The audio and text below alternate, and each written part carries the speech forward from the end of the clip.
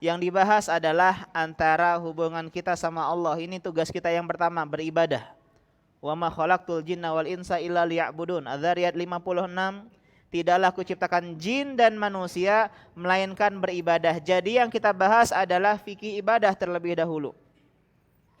Nah, setelah kita beribadah, kita toharoh, kita sholat, zakat, puasa, haji selesai, maka kita baru mengatur hubungan antara kita sesama manusia. Apa kebutuhan manusia yang paling tinggi di dalam dunia? Yang belajar piramida kebutuhan di dalam kitab-kitab ya motivasi, apa kebutuhan pertama yang manusia butuhkan? Yang kalau kita nggak ada itu mati. Apa? Hah? Makan dan minum. Ini kebutuhan yang paling tinggi antara dunia. Ya. Kenapa terjadi kriminal? Paling besar gara-gara apa? Makan dan minum. Kebutuhan yang paling tinggi.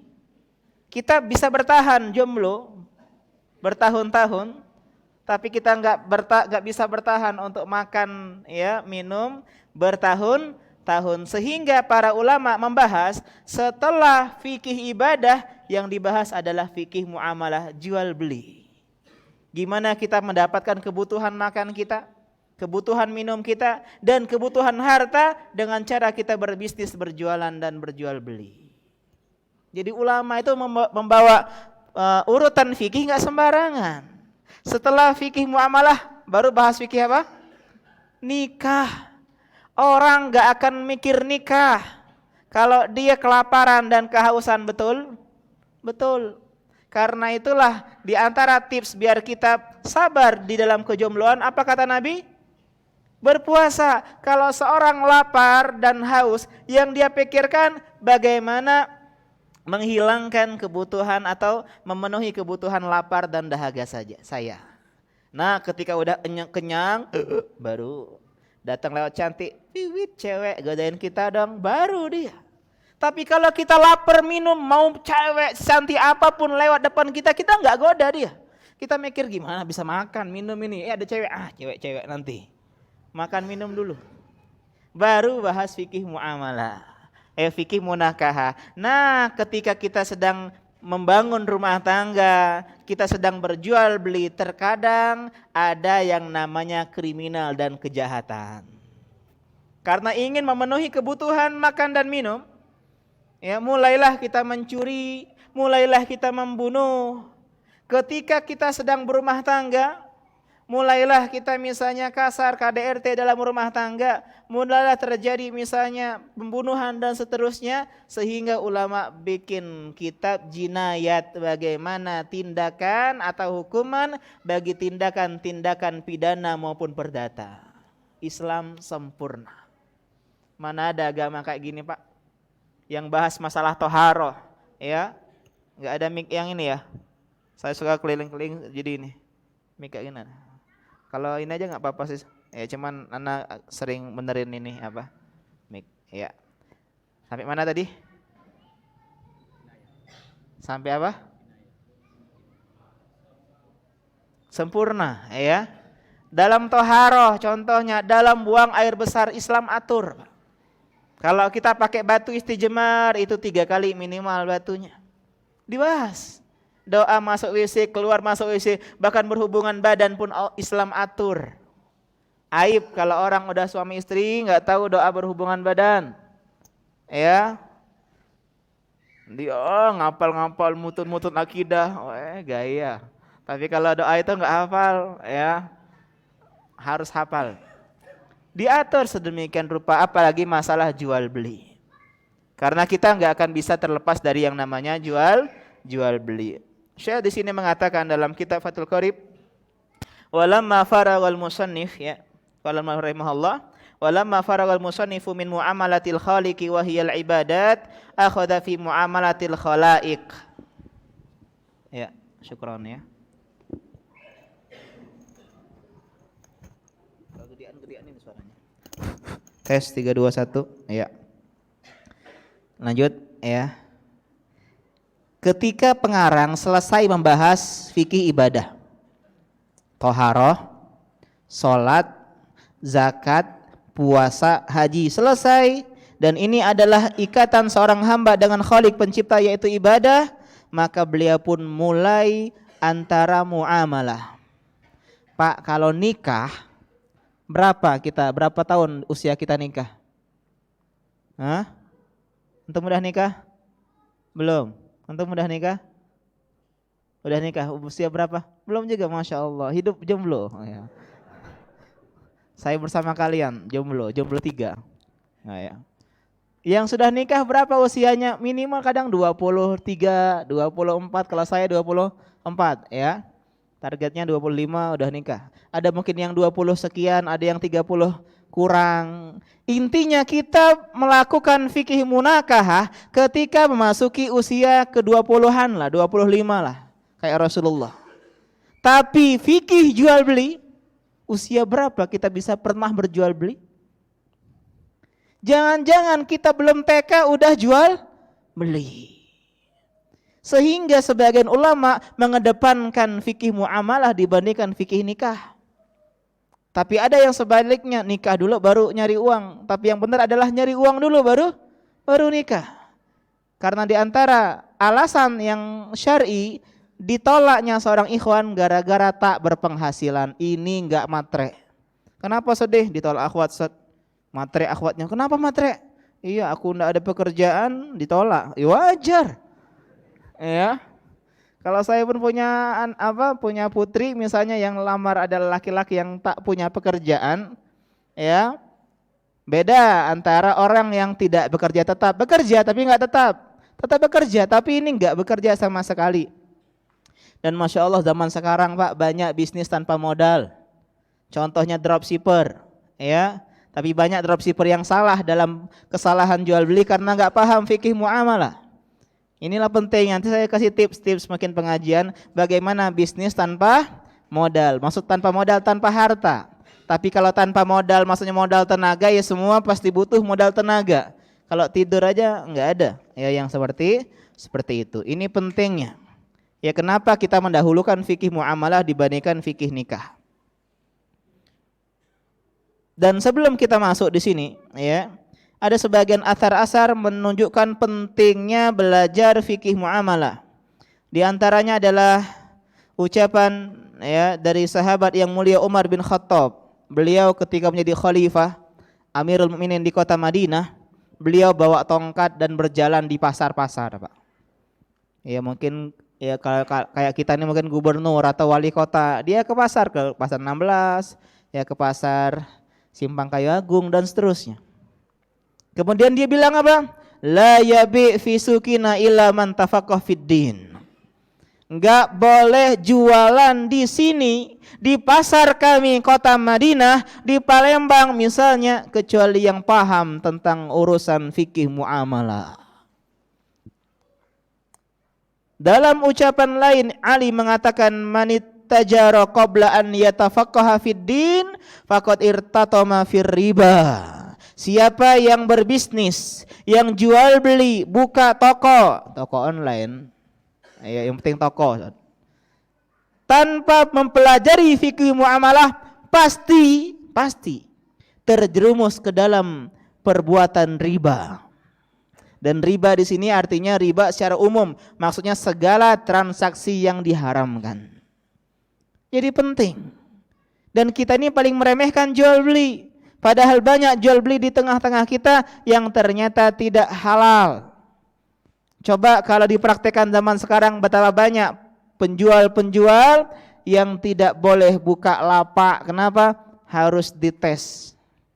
Ya wali kota pengen buka ruko, ya pengen bikin ya buka misalnya bisnis, jualan makanan, jual baju, tes dulu. Ini Pak, tes. Riba terbagi menjadi 2, sebutkan. Waduh, apa ini? Kalau sudah lulus baru boleh buka. Ya, ini kalau teman-teman jadi Ya RT gitu ya. Ya atau jadi misalnya wali kota, bikin perda seperti ini. Peraturan daerah ya, kalau setiap penjual di pasar A, pasar B harus belajar fikih muamalah. Ini cara memperbaiki ekonomi umat. Betapa banyak ekonomi sekarang, lihat utang triliunan. Ekonomi kita ya turun drastis gara-gara apa?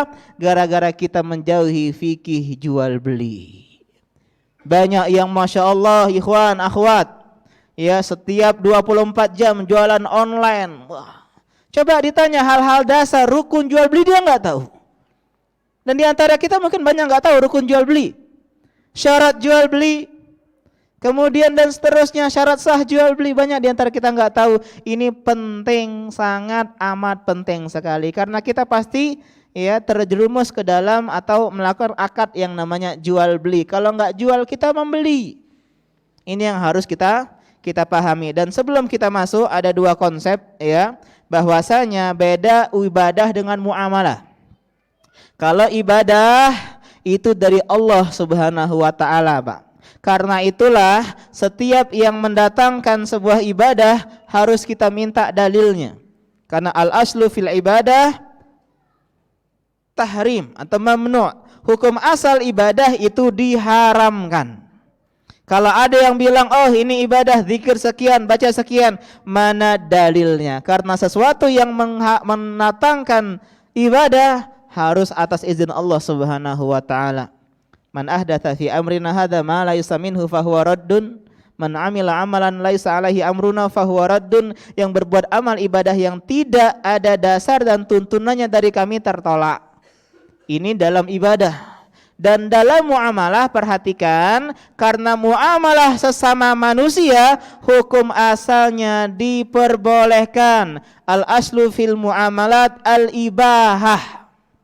Jual beli boleh, menikah boleh, ya nikah sama akhwat fulan boleh, kecuali ada dalil yang mengharamkan.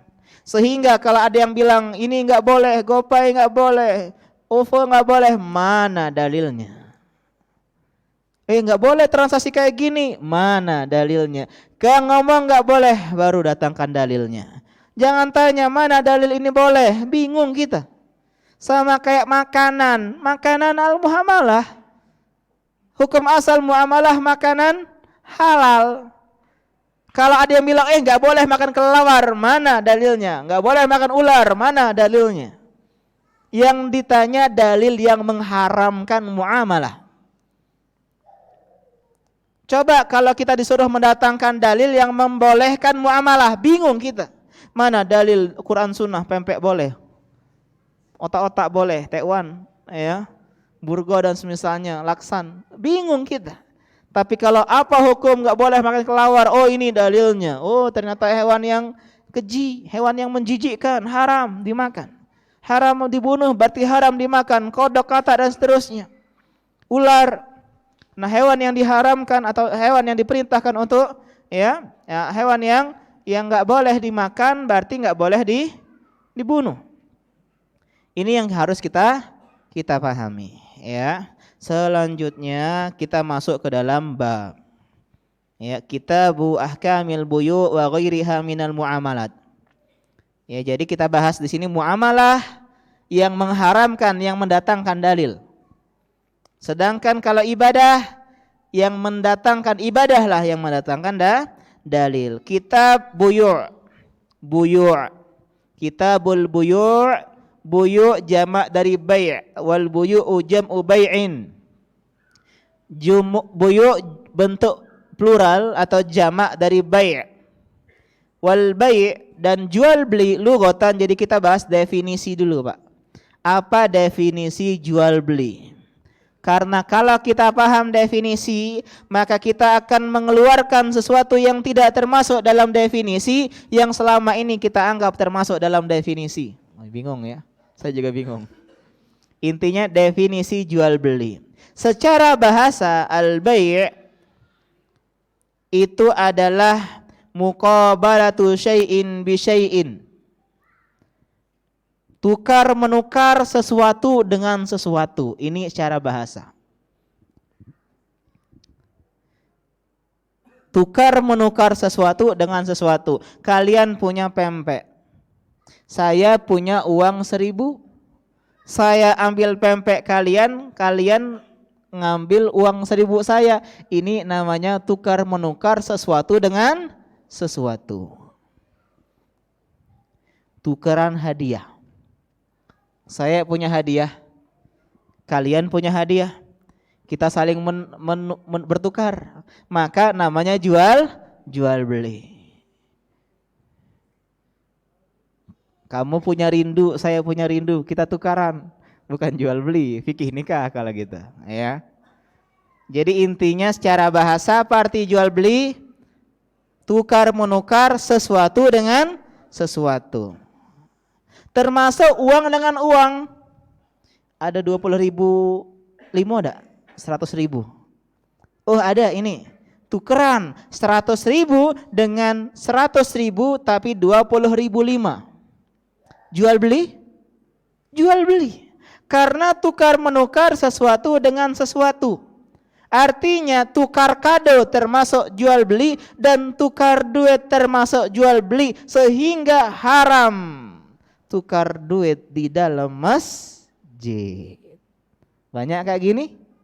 Banyak. Habis Jumatan nuker, ya datang gitu kira nak nyumbang. Rupanya nanya ada 10.000 limo dak? Ya, ini yang ke-20.000. Oh ada, tukeran di masjid. Enggak boleh. Kenapa? Karena termasuk jual beli. Itu secara bahasa. Adapun secara istilahan, tamliku ainin maliyatin bimuawadatin biidnin syar'iyyin. Memindahkan hak milik suatu barang, memindahkan hak milik dengan suatu ganti. Jadi ada barang, ada penggantinya, yang biasanya penggantinya adalah uang.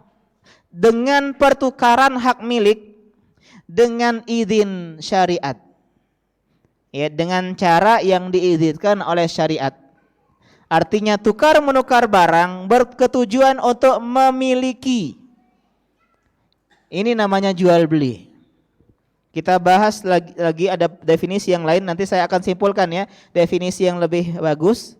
Tamliku manfaatin mubahatin ala ta'bidi bithamanin malin. Atau memindahkan hak milik suatu manfaat yang diperbolehkan, yang mubah, untuk kepemilikan selama-lamanya.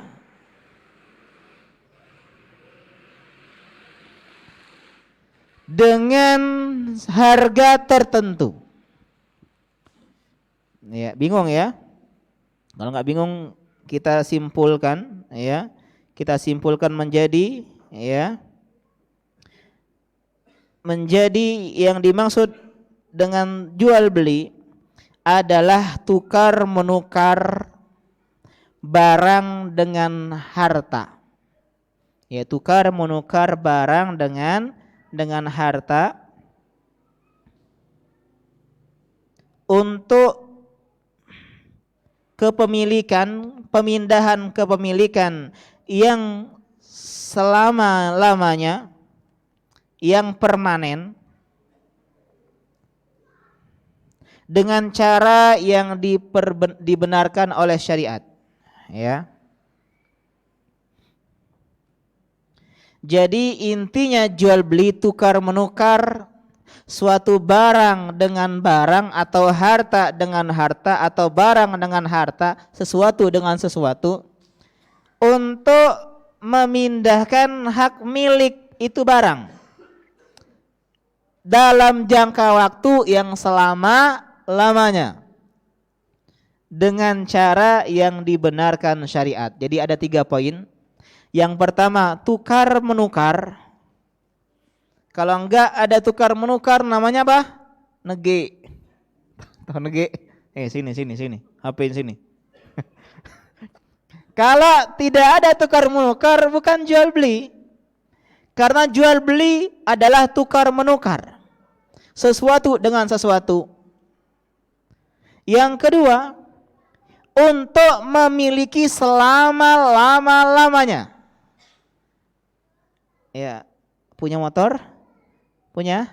Saya kasih syarat 1.000 ya, saya pakai sehari, besok saya kembaliin. Ini jual beli bukan namanya? Kenapa bukan jual beli? Kan dia tukeran uang sama barang. Tidak permanen. Namanya apa nih? Rental alias sewa menyewa. Keluar dari definisi jual beli. Ya, asik belajar fikih muamalah ini ya. Meskipun bingung, ya. Yang penting asik. Dengan cara yang dibolehkan syariat. Contoh riba, uang 10.000 dengan 12.000, nggak boleh. Ini kan tukar menukar kepemilikan, tapi caranya tidak dibenarkan oleh syariat. Ada sebuah pertanyaan, insya Allah dalam fikih muamalah saya sering kasih studi kasus ya. Contoh-contoh nanti kalian jawab, nggak masalah, jawab salah ya, karena ini bukan dalam memberikan fatwa, ya. Kenapa diam? Diam ada setengah dari ilmu. Wah, padahal nggak tahu ya. Diam di sini kalau yang bertanya orang yang meminta fatwa. Tapi kalau guru bertanya kepada murid dalam rangka biar muridnya berpikir, berijtihad, ya, maka ini diperbolehkan meskipun ya nggak didasari dengan ilmu. Contoh ya kasus. Siapa nama antum? Siapa? Panggilannya? Mudin. Saya ya misalnya lagi BU, apa BU? Butuh uang. Saya jual HP saya Mudin, ya. Ini HP saya Samsung A9. Ya, saya jual sama Mudin harganya misalnya 5 juta. Ya, harganya 5 juta. Nanti setengah tahun lagi atau 3 bulan ke depan saya beli lagi. Saya beli lagi HP saya tersebut dengan harga sama 8 atau 5 juta. Sah nggak jual beli seperti ini? Yang bilang sah tunjuk tangan. Sah, sah. Yang bilang tidak sah. 1, 2, 3, 4, 5, 6. Yang lain bilang abstain ya. Yang lain kenapa sah? Tukar menukar ya barang. Hak dia lagi. Nah, jadi sah. Yang bilang tidak sah? Kenapa? Berarti nggak permanen ya? Berarti nggak permanen. Ada yang mau nambahin alasannya? Jawabannya adalah ini tidak sah sebagai jual beli karena tidak ada kepemilikan yang permanen, tapi sah sebagai apa kira-kira? Gadai. Ini kan kayak minjam uang 5 juta, gadai HP boleh, tapi tidak disebut jual beli karena jual beli kepemilikannya harus berpindah sempurna. Nggak boleh syarat-syarat cuman sebentar, beberapa hari, sebulan saya beli lagi dan seterusnya. Jadi intinya ini bukan jual beli, tapi gadai. Ada yang menamakan ini jual beli wafa. Jual beli menepati. Ya wafi. Tahu wafi Ustadz Bambang Ahmad Wafi? Wafi itu dari kata setia. Setia Prasetyo, nama asli beliau adalah Ustadz Bambang Prasetyo. Prasetyo artinya setia, Wafi, dan Ahmad adalah nama pemberian dari Ustadz Said Yai, ya Ahmad. Jadi beliau Ahmad Wafi. Ya, Ustadz Bambang Ahmad Wafi itu kakak kelas saya di SMA, ya, dan saya kenal dakwah melalui beliau. Semoga Allah menjaga beliau. Itu artinya al-wafa. Wafa artinya menepati. Dan yang lebih tepat ini bukan jual beli, tapi ini namanya minjam uang dengan gadai. Ya, sehingga berlaku hukum gadai. Gadai. Paham di sini ya? Jadi intinya jual beli adalah tukar menukar sesuatu dengan sesuatu yang jelas diperbolehkan ya. Kalau tukaran babi sama anjing nggak boleh. Ya. Tapi ditukarkan sesuatu dengan sesuatu yang boleh dimanfaatkan untuk memindahkan hak kepemilikan selama-lamanya dengan cara-cara yang diperbolehkan oleh syariat. Ini namanya jual beli, dan jual beli punya rukun. Di sini dijelaskan juga di dalam Fathul Qoribnya ya. Wala budda fil bai'i min ijabin wa qabul. Rukun jual beli ada 3. Ada berapa? 3. Yang pertama al-aqidani, 2 orang yang bertransaksi. Ada penjual dan ada pembeli. Sama kayak rukun nikah. Ada mempelai pria dan ada mempelai wanita. Ini mana? Ini mempelai laki-lakinya. Oh, sedang tidak hadir. Kenapa? Sama jin. Nggak bisa. Mempelainya harus laki-laki yang kelihatan. Oh ada, tapi qadarullah dia lagi nggak bisa hadir. Tapi dia video online. Hai gitu. Ini nikah online ya. Begitu. Asal diperbolehkan, asal jelas ada orangnya, bukan palsu orangnya. Ya maka diperbolehkan, meskipun ini tidak dianjurkan. Khawatir ada penipuan ya, nikah online seperti ini.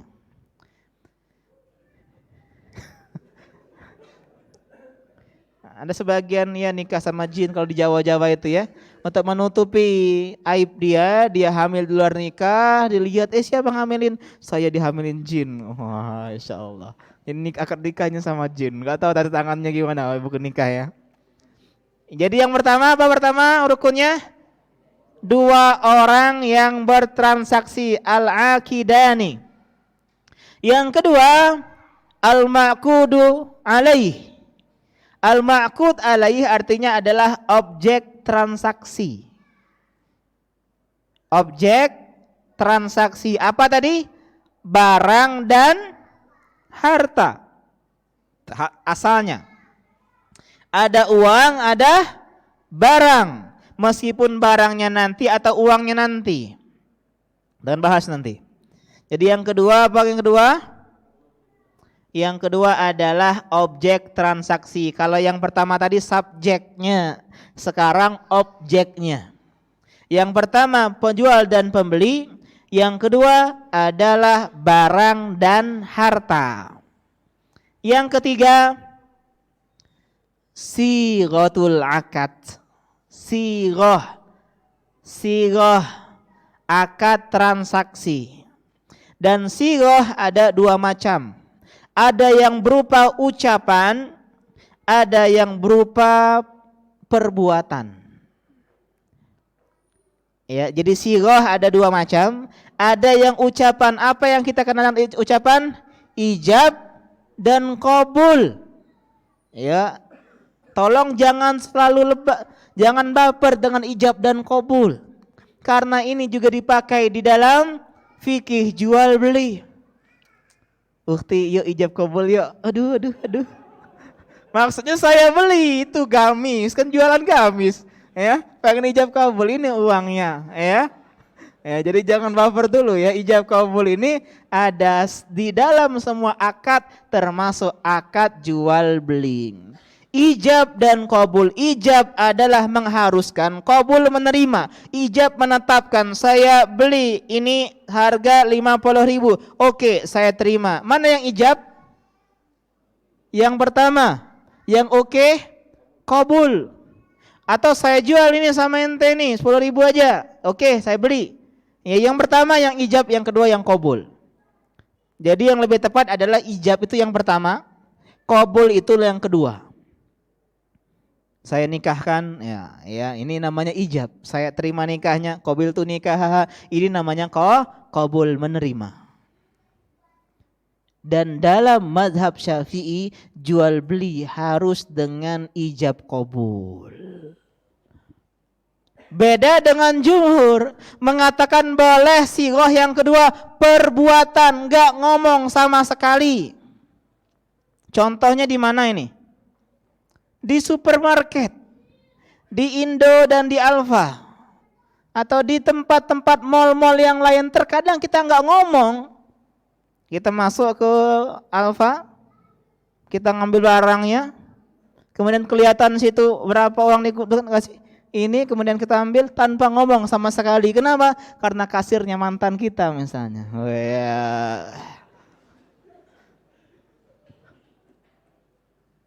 Tapi kalau dalam mazhab Syafi'i nggak sah kayak gini. Hati-hati yang aku saya Syafi'i. Ya. Jual beli juga harus ngomong dong. Mbak, saya beli ya, harus begitu. Mbaknya diam aja. Mbak jawab kabul, ijab kabul. Bingung mbaknya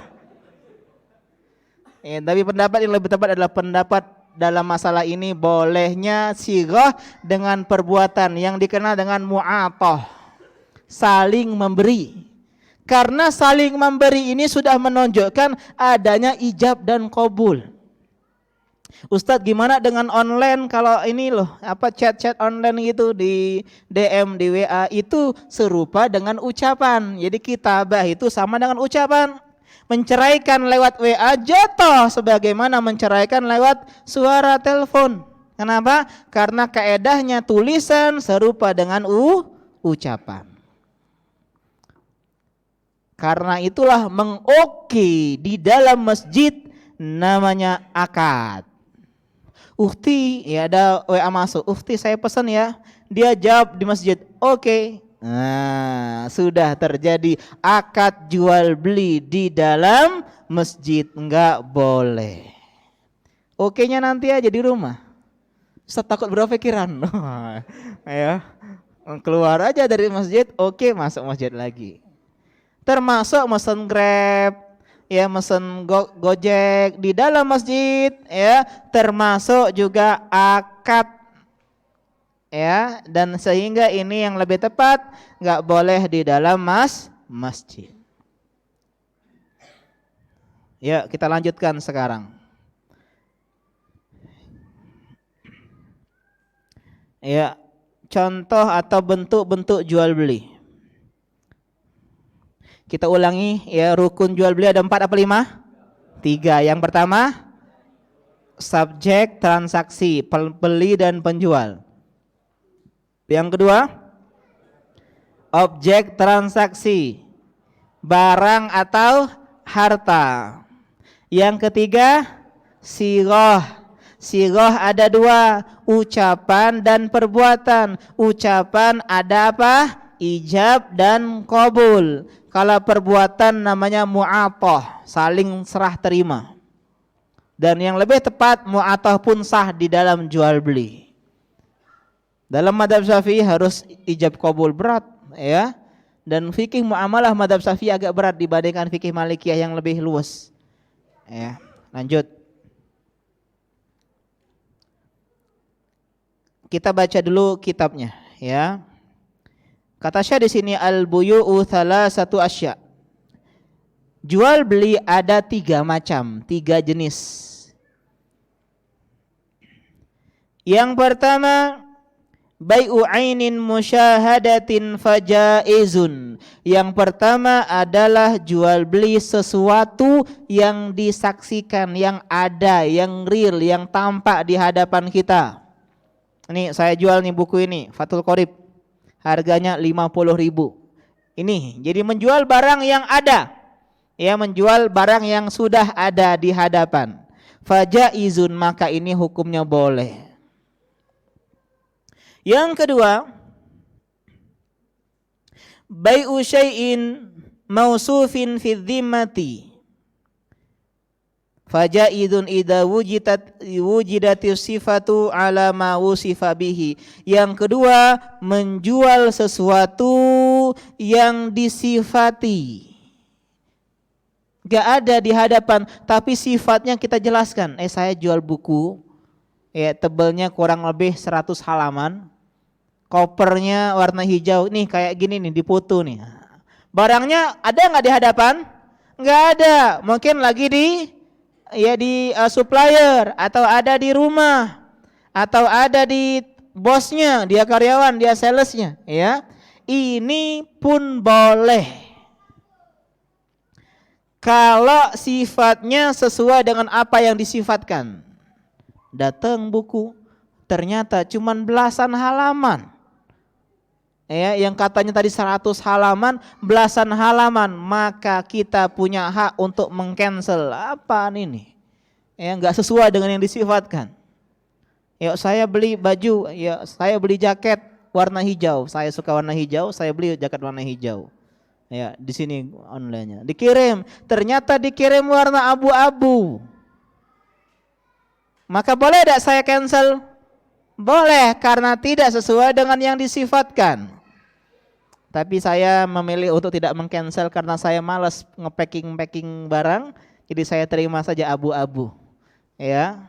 Asal tidak manhaj kita yang abu-abu, ya. Cukup jaket yang abu-abu. Yang ketiga, wa bai'u 'ainin ghaibatin lam tusyahad fala yajuzu. Menjual sesuatu yang tidak ada. Baik sifatnya tidak dijelaskan, saya jual apa? Pokoknya jual. Jadi, ya, atau saya jual sepatu, gimana sepatunya? Pokoknya sepatu deh. Ya. Harganya berapa? 100.000. Sepatunya gimana? Ukurannya apa? Pokoknya sepatu. Enggak disebutkan sifatnya dan tidak ada di hadapan kita, maka jual beli seperti ini enggak boleh karena goror, enggak jelas, gaji, ghairu wadih. Saya beli yang dalam kantong, ya. Saya jual yang dalam kantong harga 10.000. Siapa mau beli? Apa Ustadz? Ada deh. Ya, rahasia. Kita tunjukkan deal ini enggak sah. Kenapa tidak sah? Karena dia ghaibah, meskipun ada di hadapannya tapi enggak bisa dilihat. Kayak istilah kita jual kucing dalam karung, ini enggak boleh di dalam jual beli, ya. Kita lanjutkan insyaallah setelah azan. Subhanaka Allahumma bihamdika asyhadu alla ilaha illa anta astaghfiruka wa atubu ilaik. Assalamualaikum warahmatullahi wabarakatuh.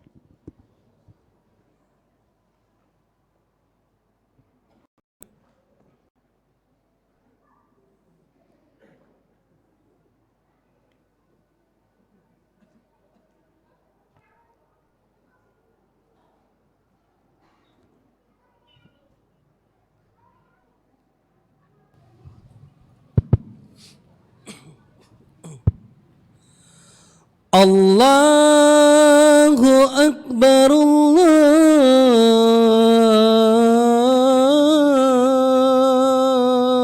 Akbar,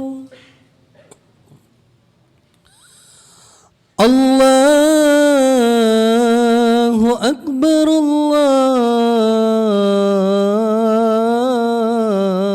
Allahu Akbar. Ashhadu an la ilaha illallah.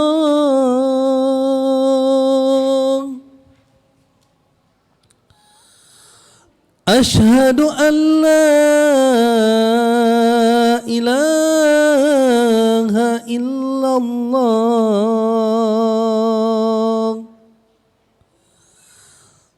Ashhadu an Muhammadar Rasulullah. Ashhadu anna Muhammadar Rasulullah. Hayya 'alas salat.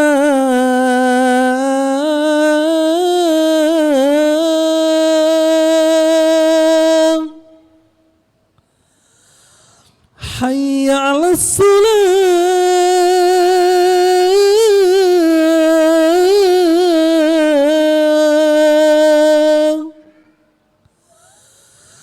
Hayya 'alal falah.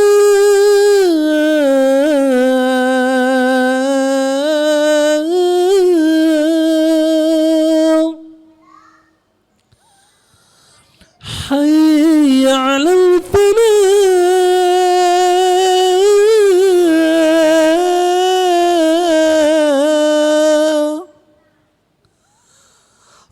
Allahu Akbar, Allahu Akbar. La ilaha illallah.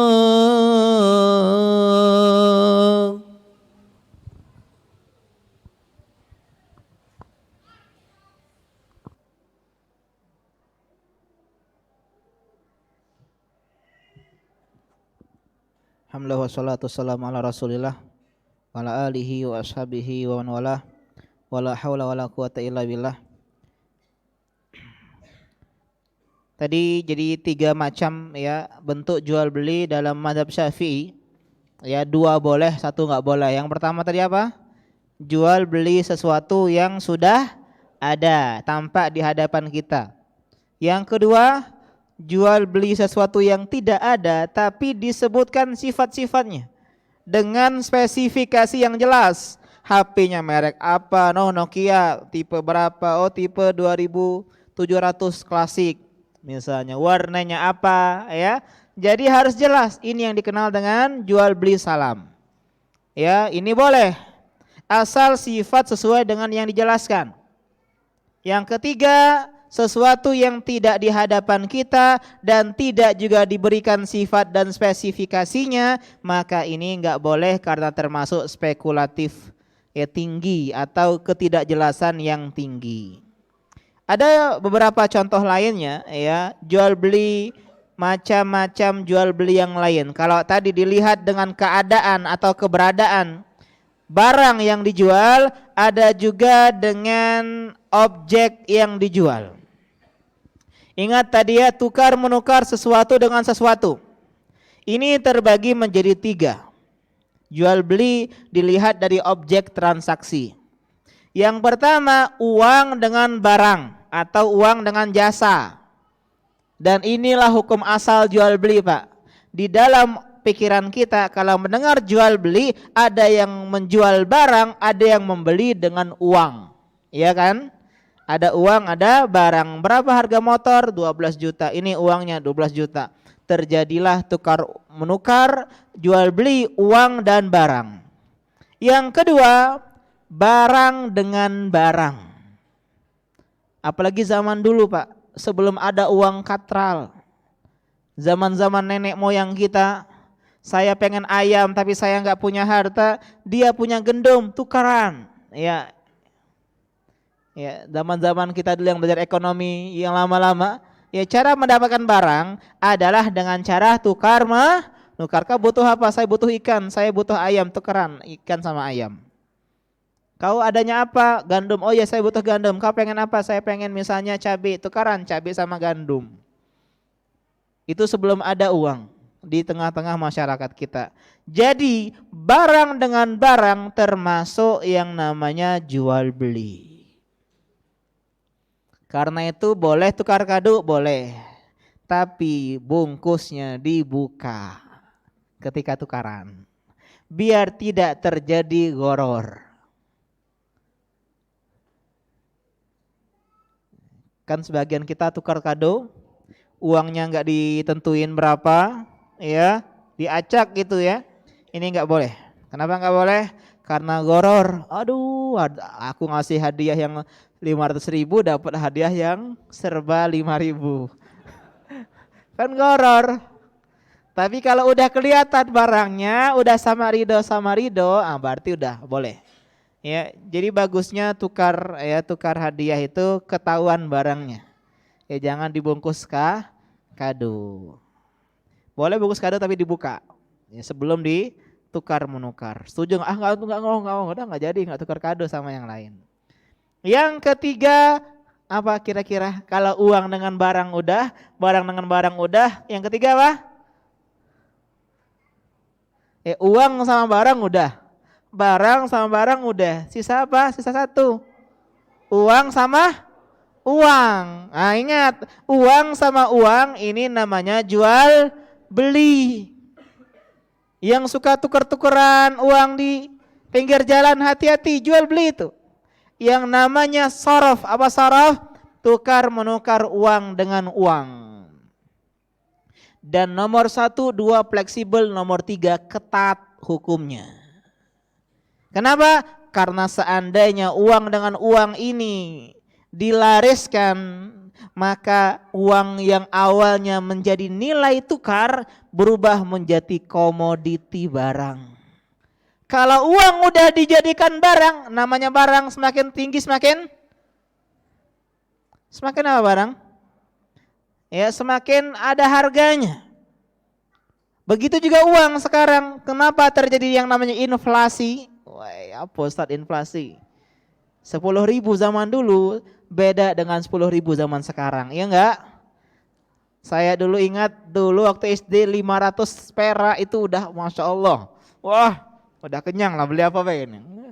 Sekarang 500 perak beli permen cuma dapat kadang satu. Ya 501 terkadang permen zaman sekarang, subhanallah. Ini gara-gara apa? Gara-gara uang dijadikan komoditi. Inilah yang namanya riba.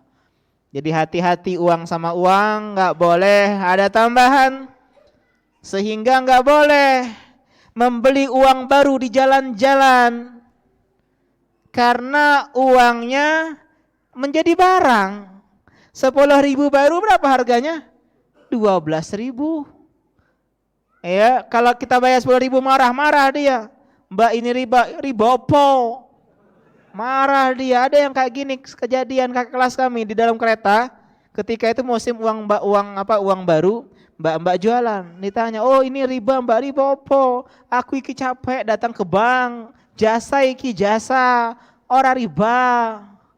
Ya, katanya kan jasa, dia ngambil uang ke bank, kemudian dia bercapek-capek naik ojek, baru dijualnya. Padahal itu bukan jasa, itulah namanya riba.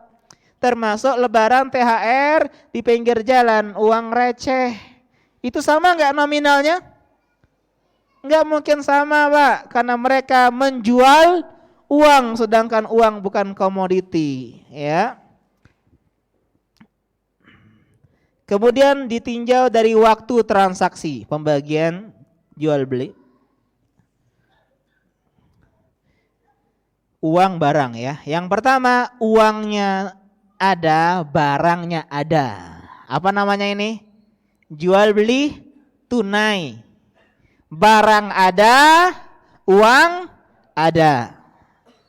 Ini bukunya Ustaz, ini uangnya Ustaz 50.000. Deal, namanya jual beli tunai. Uang ada atau barang ada, uangnya belum ada. Sering cak ini ya. Apa namanya ini? Jual beli kredit lah, jangan utang, kredit. Ya, utang tuh cak malukan ya. Padahal sama baik utang ya. Ngembek beras di warung, duitnya age bulan depan. Namanya jual beli kredit. Uang dulu, barangnya nanti. Ini yang sering di toko online, ya enggak? Transfer dulu, uangnya nanti nyusul. Ini namanya jual beli salam. Apa namanya? Jual beli salam. Uang dulu, barangnya nanti. Kita transfer rekening, 2 hari kemudian paket, barangnya baru datang. Tiga ini boleh, yang nggak boleh yang keempat. Uangnya nanti, barangnya nanti.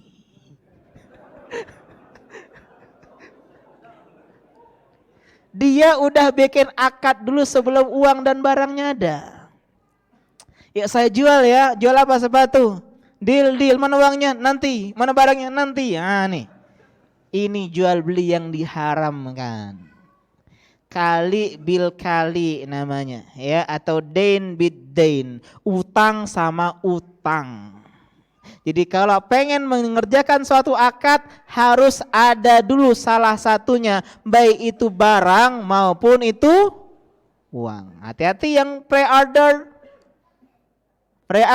barang nggak ada, uang juga nggak ada. Nih kau ya. Belum tentu pre-order nggak boleh, ya. Jadi gimana saat pre-order? Kasih tahu nggak ya? Biar penasaran lanjut terus nanti kita belajar, ya. Karena pre-order bisa termasuk hal yang diharamkan, tapi juga bisa diperbolehkan. Bagaimana caranya? Insya Allah kita bahas pada pertemuan selanjutnya. Kita bahas tanya jawab yang kemarin dulu ya. Sebelum kita bahas dulu ya, hukum jual beli terlewat tadi. Hukum jual beli adalah mubah. Hukum asalnya apa? Mubah, boleh. Dalilnya adalah Al-Baqarah 275 ya.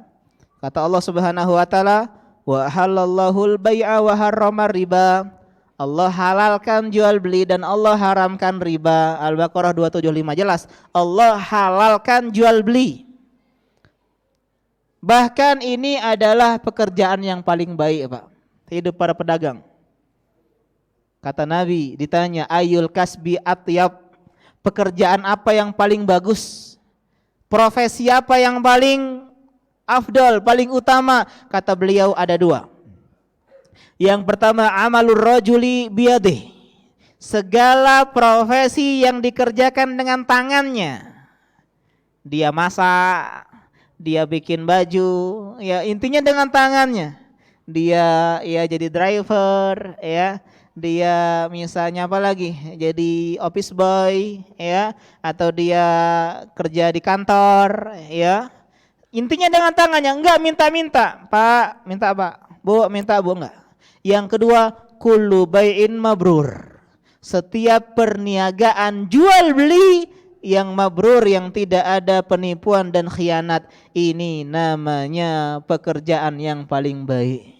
Jadi jangan minder, Pak, jadi seorang pedagang, pengusaha, itu kata Nabi pekerjaan yang paling mulia. Ya, kerja Pak, alhamdulillah Pak, saya punya toko banyak, masya Allah. Di mana? Di Instagram, di Shopee, satunya di Facebook Pak, masya Allah. 3 ya, ada 3 toko. Iya, nggak salah. Ya, saya punya teman, ya terus murid saya. Dia ngelamar akhwat ditolak. Ya, udah akhwatnya ya. Intinya ya pekerjaan lah. Ya, pekerjaan. Kalau dia pengen, saya bilang, saya semangatin dia. Kalau kau pengen dapetin dia, ya berusaha berjuang. Kadang-kadang cinta perlu diperjuangkan. Kalau ternyata misalnya yang diinginkan oleh calon mertua itu adalah harta, tunjukkan kepada dia. Dia fokus jual beli online sampai dia pelajari Itzcon profesional, ya, dia pelajari FBN, dia pelajari cara marketing di medsos, dan akhirnya omzetnya ratusan juta. Dia datang lagi, ya. Dia pengennya kan karyawan gitu. Ini saya ini Bu, ya. Dijelaskan ya, dan saya suruh akhwat juga menjelaskan ke orang tuanya, dia omzet ratusan juta, udah punya sekian pegawai, akhirnya diterima. Ya, jadi perlu perjuangan, ya, perjuangan, ya. Fikih muamalah itu jangan banyak tanya intinya. Intinya Intinya aktif saja kajian, insya Allah pertanyaan akan terjawab. Kita bahas yang kemarin ya. Oh, ini kayaknya jual beli. Nah, jual beli nanti ya. Yang kemarin dulu, yang umrah kemarin tuh.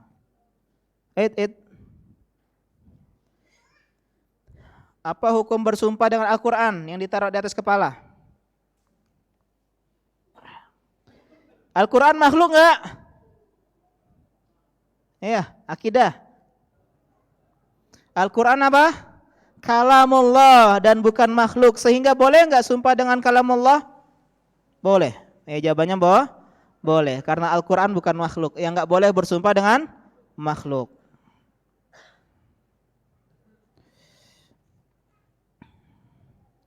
Apa dalil haramnya jual beli di masjid? Bagus. Ya, insya Allah nanti ya.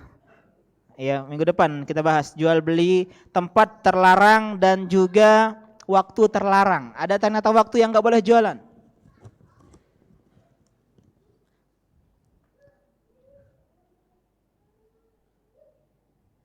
Ini juga ya. Ini bagus, saya sesuai dengan ini ya. Seorang akhwat tukang jasa henna. Pada pengantin wanita saja. Iya, karena saya termasuk yang tidak setuju henna pada laki-laki ya. Karena henna atau mewarnai kuku itu adalah perhiasan wanita yang enggak boleh pada laki-laki. Ya, Ustadz Ikhwan itu kenapa? Oh, mungkin terpaksa, dipaksa orang tuanya. Husnuzon sama orang lain, suudzon sama diri sendiri.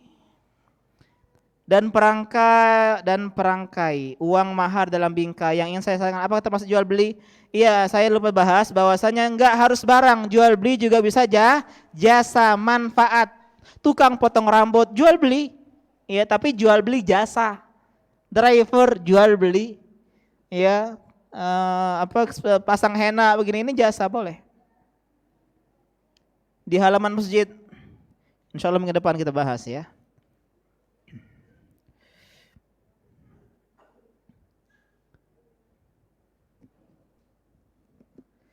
Memposting foto untuk dokumentasi suatu kegiatan, namun dalam hal ini banyak foto akhwat yang diposting dan mungkin tanpa sepengetahuan yang bersangkutan. Apakah termasuk bermudah-mudahan dalam hal ini? Allahu a'lam ya. Ya bagusnya minta izin ya, bagusnya minta izin. Karena mungkin beda ini. Coba tanya sama ya ustadz yang di situ. Di kampung saya baru dibangun mushola hampir finishing. Selama ini saya sholat di masjid RT lain agak jauh. Apakah saya tetap sholat di masjid RT lain atau di mushola baru di RT sendiri? Ya di RT sendiri yang terdekat. Sedangkan saya baru belajar sunnah. Bolehkah kita andil menjadi bagian imam di mushola tersebut untuk mengamalkan ibadah sesuai sunnah? Saran saya jangan, ya. Sedangkan penduduk kampung sebut jauh dari sunnah, apalagi ini, ya. Takutnya fitnah Wahabi, itulah tahu dia, ya. Ini dia tanya, dia jawab sendiri. Terkadang teman-teman, ya kita tuh harus jangan ngegas dalam berdakwah, ya. Apakah jadi imam? Caranya apa? Caranya kita jadi makmum, tapi kita PDKT, pendekatan, diskusi, ngobrol, ajak pengajian ke sini, ya.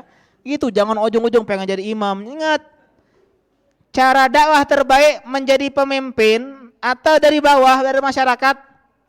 Masyarakat. Buktinya Najasyi, pemimpin muslim, gak bisa Islamkan negerinya. Jadi dakwah itu harus dua arah. Ke pemerintah iya, ke masyarakat lebih lagi. Sebagian kita harus pokoknya intinya jadi kekuasaan ini salah dalam berdakwah, karena belum tentu kekuasaan menjadikan bisa langsung. Kalau saya jadi presiden, apakah bisa merubah langsung negeri ini jadi negeri sunnah? Enggak. Ada MPR di sana, ada DPR di sana, tapi kalau kita membangun masyarakat dari bawah, merekalah yang jadi gubernur nantinya. Jadi presiden, DPR, MPR, wali kota, mereka. Jadi penting kita dakwah ke bawah ini juga ya.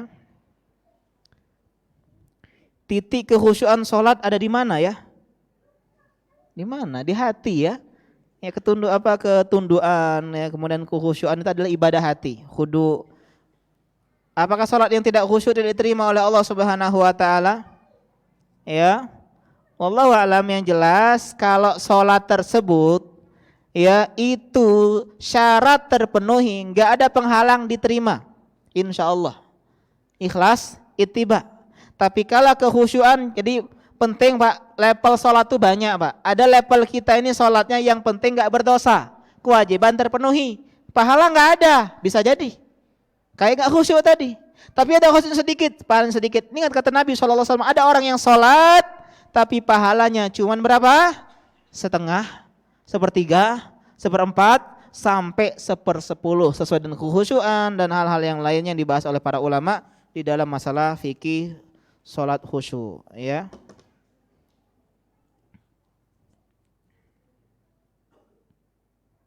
Ada seorang ibu-ibu bertanya kepada saya, katanya beliau melakukan sebuah amalan setiap hari dengan membaca surah-surah tertentu, Al-Waqiah, Yasin dan semisalnya. Beliau apabila setelah membaca surah-surah itu hatinya terasa tenang, Masya Allah. Dan setelah itu ada temannya dengan ke rumah. Kalau kata temannya itu, gimana ya caranya saya untuk menikah atau punya jodoh? Beliau menjawab, coba amalan surah ini, yaitu Al-Waqiah sampai 3 kali, surah Yasin. Seminggu dari itu ada yang melamar temannya ibu itu, Masya Allah. Ternyata amalan itu berhasil Ustadz. Jadi ibu itu menyuruh saya buat tanyakan hal ini kepada Ustadz, jika ada yang dilakukan tidak ada contohnya, apakah boleh dilakukan? Bukankah ada sebuah hadis yang siapa yang ngajarin sebuah amalan yang tidak ada contoh dari Nabi tertolak? Ya, mohon penjelasannya. Bagus sekali pertanyaannya. Ya. Al-Qur'an itu adalah ibadah. Membaca Al-Qur'an ibadah, enggak salah. Dia baca Waqiah, baca Yasin, enggak masalah. Ya, bahkan memang ada hadis-hadis tentang Yasin. Meskipun hadisnya lemah. Al-Waqiah pun ada hadisnya. Meskipun lemah. Tapi yang salah ketika kita mengkhususkan ibadah di waktu yang tidak pernah dikhususkan oleh Nabi.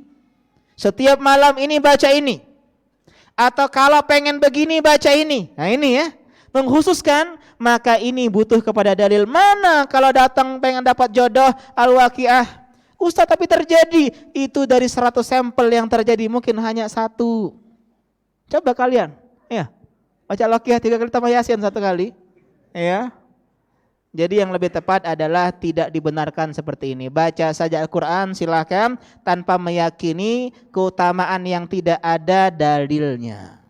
Saya suka senang surah Al-Waqiah Ustaz. Iya, baca silakan, nggak masalah. Tapi kalau dia mengkhususkan setiap malam ini atau mengkhususkan keutamaan tertentu, maka inilah yang tidak diperbolehkan dalam Islam. Kenapa? Karena sudah membentuk suatu ibadah. Hati terasa tenang. Nah inilah. Ya, inilah diantara tanda-tanda juga mungkin setan menggoda, ya, dipermudahkan.